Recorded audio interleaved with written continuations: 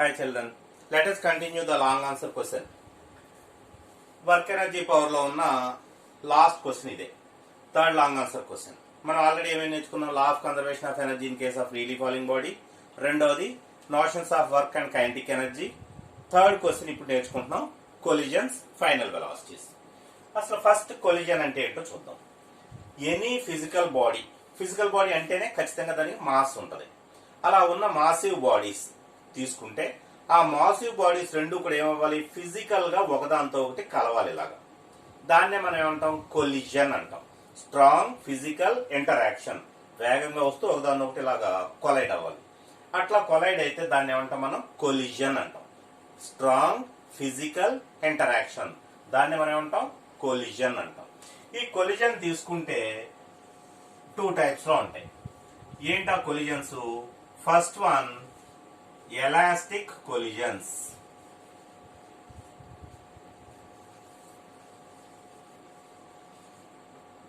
రెండవది ఏంటి? ఇన్ఎలాస్టిక్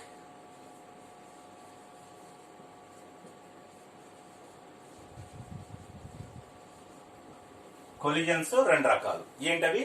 ఒకటి ఎలాస్టిక్ కొలిజన్స్, రెండవది ఇన్ఎలాస్టిక్ కొలిజన్స్. ఎలాస్టిక్ కొలిజన్స్ అంటే ఏంటో ఒకసారి చూద్దాం. ఎలాస్టిక్ కొలిజన్స్ అంటే ఇవి ఖచ్చితంగా ఒబే చేయాల్సినవి ఏంటంటే లా of conservation of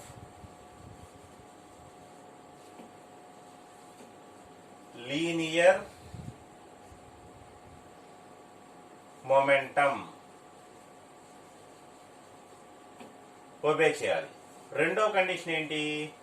law of conservation of kinetic energy.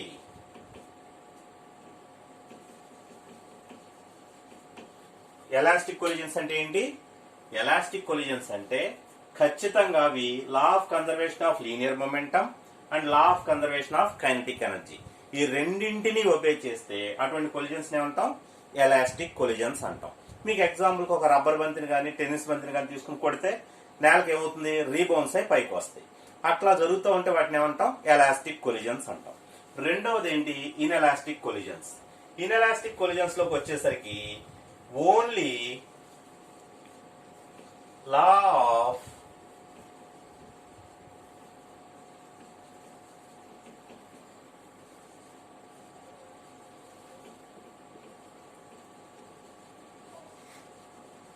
ఏం చేస్తాయి ఇవి? They will obey only law of conservation of linear momentum but not kinetic energy. Law of conservation of kinetic ఎనర్జీని ఇవి ఒబే చెయ్యవు. అందుకనే వాటిని ఏమంటాం? ఇన్ఎలాస్టిక్ కొలిజన్స్ అంటాం. మళ్ళీ ఈ ఎలాస్టిక్ కొలిజన్స్ ని 3 టైప్స్ లో క్లాసిఫై చేశారు. ఏంటవి? Elastic collisions. ఇవి 3 టైప్స్ ఏంటి? ఒకటి వన్ డైమెన్షనల్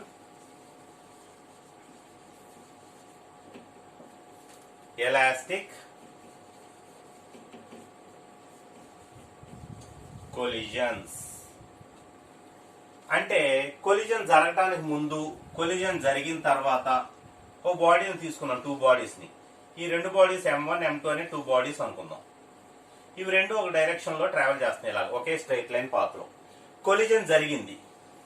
కొలిజన్ జరిగిన తర్వాత కూడా అవి రెండు సేమ్ అదే పాత్ లో ట్రావెల్ చేస్తున్నాయి. ఆఫ్టర్ కొలిజన్ అవి రెండు సెపరేట్ అయిపోయినాయి. సెపరేట్ అయినాక కూడా అవి సేమ్ డైరెక్షన్ లో ట్రావెల్ చేస్తున్నాయి ఇలాగా.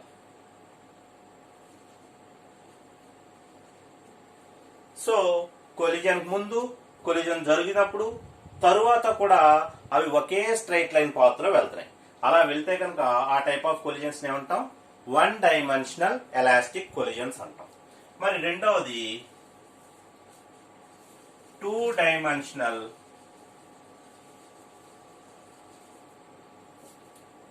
Elastic collisions. 2 డైమెన్షనల్ అంటే కొలిజన్ జరిగిన తర్వాత అవి రెండు డిఫరెంట్ డైరెక్షన్స్ లో ఇలా వెళ్ళాలి. అవి రెండు డిఫరెంట్ డైరెక్షన్స్ లో వెళ్ళిపోతే కనుక దాన్ని ఏమంటాం? 2 డైమెన్షనల్ అంటాం. ఇక మూడవది 3-dimensional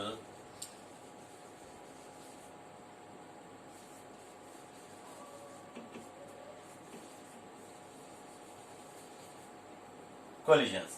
ఇవి 3-dimensional అంటే కొలిజన్ జరిగింది, కొలిజన్ జరిగిన తర్వాత ఇవి పీసెస్ కింద స్ప్లిట్ అప్ అయిపోయి డిఫరెంట్ డైరెక్షన్స్ లో ఇలా వెళ్ళిపోయినాయి అనుకోండి, ఇన్ ఆల్ డైరెక్షన్స్ ఇలా స్ప్లిట్ అయ్యి వెళ్ళిపోతే ఆ టైప్ ఆఫ్ కొలిజన్స్ ఏమంటాం మనం?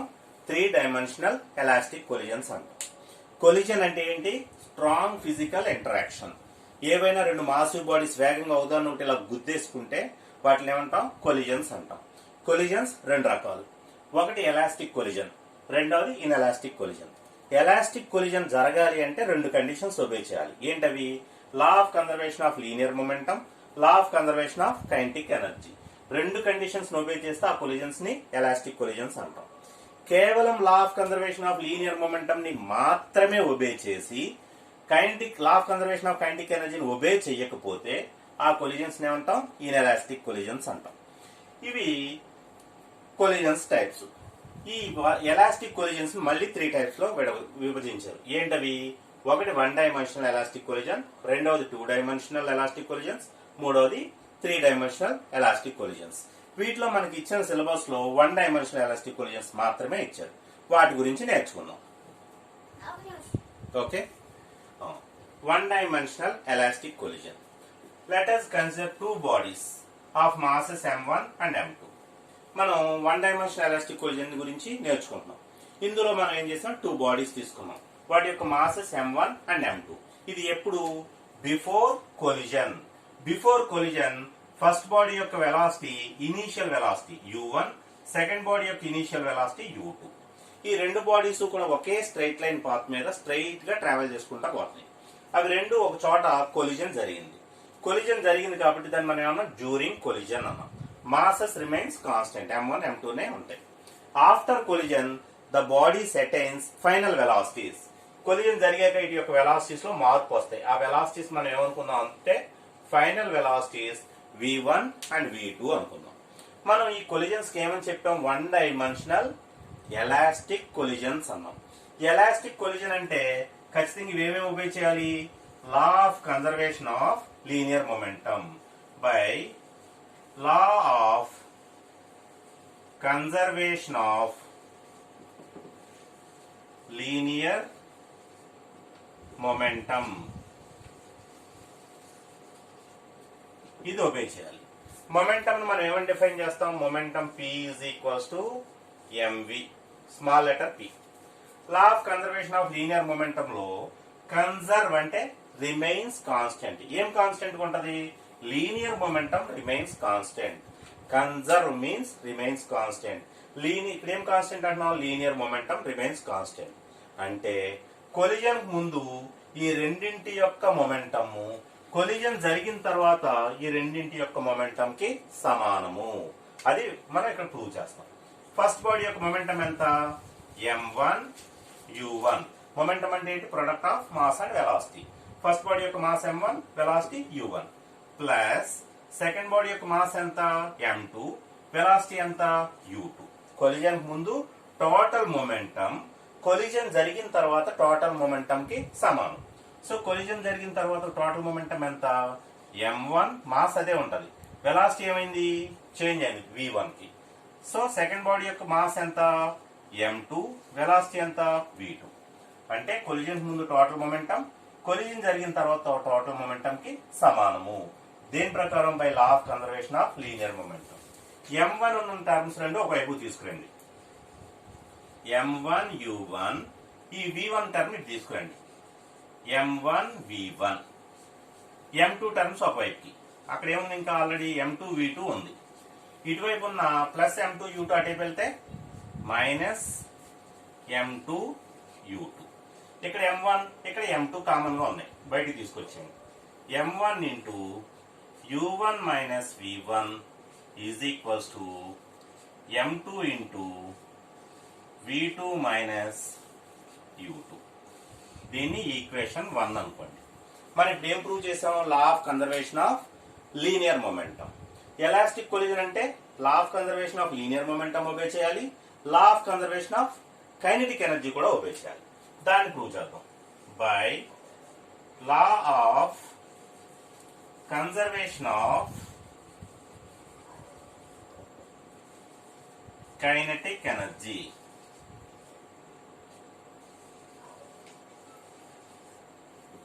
లా of conservation of kinetic energy ప్రకారం ఫస్ట్ బాడీ యొక్క కైనెటిక్ ఎనర్జీ ఎంత? హాఫ్ m1, వెలాసిటీ ఎంత? u1 square. సెకండ్ బాడీ యొక్క kinetic energy half m2, velocity ఎంత? u2 square. ఇది కొలిజన్ కు ముందున్న టోటల్ కైనెటిక్ ఎనర్జీ. కొలిజన్ జరిగిన తర్వాత హాఫ్ ఫస్ట్ బాడీ యొక్క మాస్ m1 కానీ వెలాసిటీ ఏమైంది ఇక్కడ? v1 square. సెకండ్ బాడీ యొక్క kinetic energy mass m2 velocity ఏమైంది? v2 square. రెండు వైపులా m1 అనున్న టర్మ్స్ రెండు ఒక వైపు తీసుకురండి. హాఫ్ కామన్ గా తీసేసుకుంటే ఇక్కడ ఏముంది? m1 u1 square. ఇక్కడ plus m1 half mv1 square ఏమవుద్ది? ఇటు వస్తే మైనస్ అవుద్ది. హాఫ్ బయటికి వెళ్ళిపోయింది కాబట్టి m1 v1 స్క్వేర్. ఇటువైపుకి రండి. ఇక్కడ ఆల్రెడీ ఏముంది? m2 v2 ఉంది. హాఫ్ కామన్ గా తీసేసుకుంటే m2 v2 స్క్వేర్. ఇక్కడ m2 u2 స్క్వేర్ ప్లస్ అటు వెళ్తే minus m2 u2 square. Both sides half common గా ఉంది కాబట్టి క్యాన్సిల్ చేసేయండి. ఇక్కడ m1 కామన్ గా ఉంది కదా, బయటికి తీసుకొచ్చేయండి. m1 into u1 square minus v1 square is equals to m2 common గా తీసుకుంటే v2 square minus u2 square. దీన్ని ఈక్వేషన్ 2 అనుకోండి. అంటే ఎలాస్టిక్ కొలిజన్స్ అన్నాం కాబట్టి మనం ఏమేమి ప్రూవ్ చేసాం? Law of conservation of linear momentum అయింది. రెండవది లా of conservation of kinetic energy అయింది. ఈ రెండింటి నుంచి మనం ఏం కనుక్కోవాలి? ఫైనల్ వెలాసిటీస్ కనుక్కోవాలి. ఎలా కనుక్కోవాలో ఒకసారి చూద్దాం. ఓకే, సో మనం ఫైనల్ వెలాసిటీస్ డిరైవ్ చేయాలి కాబట్టి ఫ్రమ్ ఈక్వేషన్స్ 2 and 1 ని డివైడ్ చేద్దాం. ఈక్వేషన్ 2 మనకి ఏమని వచ్చింది? m1 into u1 square minus v1 square is equals to m2 into v2 square minus u2 square. ఇది మనకి ఈక్వేషన్ 2. బై ఈక్వేషన్ 1 ఏమని వచ్చింది మనకి? m1 into u1 minus v1 is equals to m2 into v2 minus u2. ఇది m1 ఇక్కడ m2 cancel అయిపోయింది. ఇది ఎలా ఉంది అంటే a square minus b square అనే ఫామ్ లో ఉంది. సో దీన్ని మనం ఎలా రాసుకోవచ్చు? a plus b into a minus b కింద రాయొచ్చు. So u1 plus v1 into u1 minus v1. Denominator ఏముందో అది రాసేయండి యాజ్ ఇట్ ఈస్ గా. u1 minus v1. ఇటువైపు కూడా a square minus b square. So v2 plus u2 into v2 minus u2 by v2 minus u2. ఓకేనా? So ఇక్కడ v2 minus u2 u1 minus v1 cancel అయిపోతే ఇది ఏమవుతుంది? u1 plus v1 is equals to v2 plus u2. దీన్ని equation 3 అనుకుందాం. దీన్నే మనకి 4 marks అడిగితే ఏమని అడుగుతారంటే velocity of approach is equals to velocity of separation అంటారు. అప్పుడు దీన్ని ఎలా రాయాలి? అప్రోచ్ లో వెలాసిటీస్ ఏంటి? u1 u2. So u1 minus u2 is equals to v2 minus v1. So దీన్నే మనం ఏమనుకుంటాం? Velocity of approach is equals to velocity of separation అంటాం. దీని నుంచి ఫైనల్ వెలాసిటీస్ కనుక్కోవడం కోసం ముందు v1 బయటికి తీసుకొస్తున్నా. v1 is equals to v1 ఇక్కడే ఉంచండి, u1 అటు పంపించండి. v2 plus u2 minus u1. దీన్ని ఈక్వేషన్ 4 అనుకోండి. అలాగే v2 కనుక్కుందాం. v2 తీసుకుంటే ఈ u2 ఇటువైపు పంపించండి. u1 plus v1 minus u2. దీని ఈక్వేషన్ 5 అనుకోండి. ఓకేనా? ఇక్కడ వరకు మనం ఏం చేసాం, ఫైనల్ వెలాసిటీస్ కనుక్కున్నాం. దీని నుంచి ఫైనల్ వెలాసిటీస్ ఎలా డిరైవ్ చేయాలంటే ఈక్వేషన్ 4 ని తీసుకెళ్లి ఈక్వేషన్ 1 లో సబ్స్టిట్యూట్ చేయాలి. తర్వాత ఈక్వేషన్ 5 ని తీసుకెళ్లి ఈక్వేషన్ 1 లో సబ్స్టిట్యూట్ చేయాలి. అది ఎలానో చూద్దాం. ఓకే, ఇప్పుడు మనం ఫైనల్ వెలాసిటీస్ కనుక్కుందాం. Substitute equation 4 in equation 1. Equation 1 ఏంటి, m1 into u1 minus v1 is equals to m2 into v2 minus u2. ఇందాక మనకి ఈక్వేషన్ 4 లో v1 వాల్యూ వచ్చింది. ఏమని వచ్చింది, v1 is equals to v2 plus u2 minus u1. ఇది equation 4. ఈ వాల్యూని తీసుకొచ్చి ఇక్కడ రాయాలి మనం. ఇవన్నీ పాజిటివ్లు ఉన్నాయి, ఇక్కడ మైనస్ ఉంది. సో వీటన్నిటిని మైనస్ తో మల్టిప్లై చేసి ఇక్కడ రాద్దాం. m1 into u1 plus into minus minus v2 minus u2 minus into minus plus u1 is equals to m2 into v2 minus u2. ఇప్పుడు ఇందులో మనం డైరెక్ట్ మల్టిప్లై చేసేద్దాం. మల్టిప్లై చేసేస్తే ఇక్కడ ఒక u1, ఇక్కడ ఒక u1, 2u1. So 2 into m1 u1 minus m1 v2 m1 u2. ఇటువైపు అయిపోయింది, ఇటువైపు కూడా మల్టిప్లై చేయండి. m2 v2 minus m2 u2. u అని ఉన్న టర్మ్స్ ఒకవైపుకి, v అని ఉన్న టర్మ్స్ ఒకవైపుకి రాయండి. 2m1 u1 ఇది v టర్మ్, అటే పంపిద్దాం. ఇది రాద్దాం నెక్స్ట్. Minus m1 u2. ఇక్కడ u టర్మ్ ఉంది, ఇటు తీసుకురండి. మైనస్ అటువైపు ఉంది, ఇటు ప్లస్ అవుతుంది. So m2 u2 is equals, ఇక్కడ ఏముంది ఆల్రెడీ m2 v2 ఉంది. ఇటువైపు మైనస్ ఉన్న టర్మ్ అటు వెళ్తే ప్లస్ అవుతుంది. Plus m1 v2. Right hand side the v2 common గా కనబడుతుంది చూడండి. v2 కామన్ గా తీసుకొచ్చేస్తే m1 plus m2. Left hand side రండి. 2m1 u1 మైనస్, లేదా ప్లస్ రాసేసి మైనస్ విడిగా రాద్దాం. ప్లస్ u2 కామన్ గా తీసుకోండి. u2 కామన్ గా తీసుకుంటే m2 మైనస్ m1. మనం కనుక్కోవాల్సిన ఫైనల్ వెలాసిటీ v2. సో ముందు v2 ని బయటకు తీసుకొచ్చేద్దాం.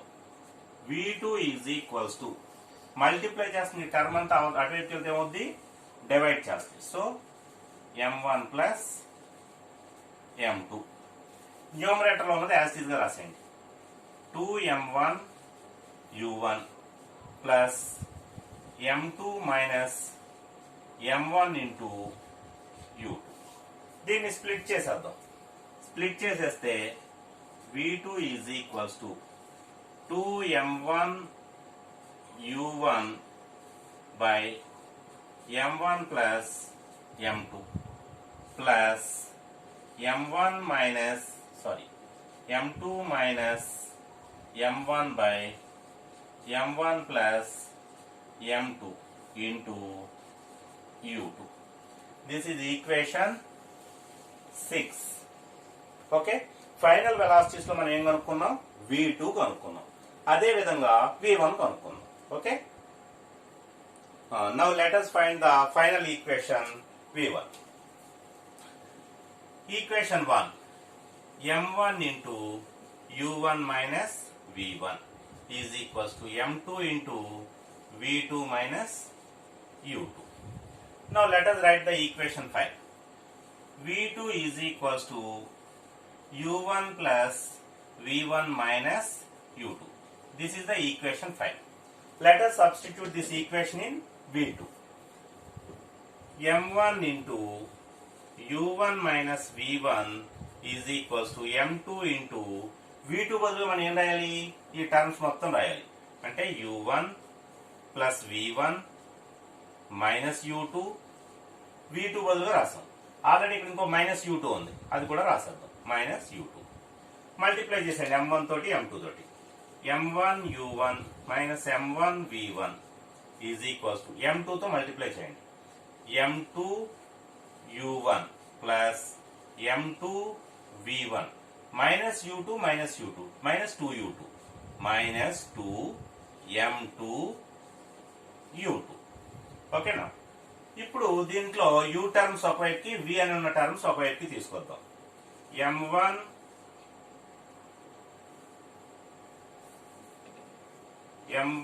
u1 ఈ v1 టర్మ్ అటెప్కి వెళ్ళిపోవాలి. సో ఇటువైపు ఉన్న ప్లస్ ఇటు రండి, ప్లస్ ప్లస్ కదా, ఇటు వస్తే మైనస్ అవుద్ది.